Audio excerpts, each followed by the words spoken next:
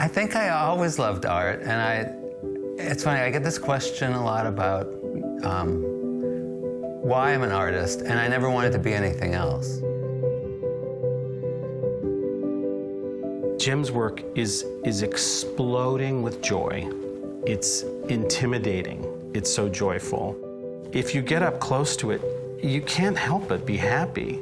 When you start engaging with his art, you start to see this layer of complex geometry and kind of understanding of systems in his work that really resonate with you when you really spend time with the work. I see Jim as being very reserved and focused. And I think that's what all his work is about, is this very sort of precise nature to what he does. Jim Isermann is somewhat of an enigma, and one of the things that I find so intriguing is this sort of dedication to order and precision and an expectation that this can happen. He's very organized and very structured, but he also can be spontaneous and break away from his structure if he needs to. Even since I was a kid, I've been super interested in how pattern works. You know, I have very clear memories of looking at drapery and trying to identify what was the repeat, you know, the area that repeated over and over again.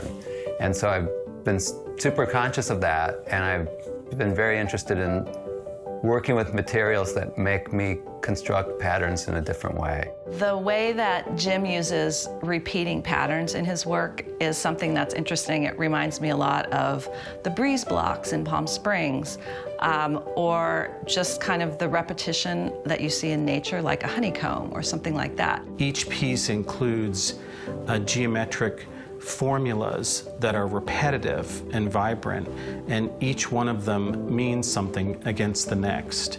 And so the series I just saw him complete is a series of boxes, but when viewing the work, you can't tell if you're inside the box or outside the box. But if you step back 2 feet, it may look like something else. Jim is from a generation of artists that essentially changed the landscape of Los Angeles art making. You have the most vibrant art community in the United States, and it all comes down to a handful of artists, including Jim Isermann, who decided not to go to New York. There's a couple things about Palm Springs that have, you know, been really important to me. One was buying and restoring this house. I live in a Donald Wexler prefabricated light gauge galvanized steel house that was built in 1962. So that was a dream of mine, was to live in a house like this. I'm one of the people who came out here to get away from everything. So I have much more control over my time in Palm Springs than I did when I lived in Los Angeles. And I have a lot more uninterrupted time in the studio. What's really interesting is that Jim is an artist. He's been based here in Palm Springs for more than 20 years. We have pieces of his in the museum's collection.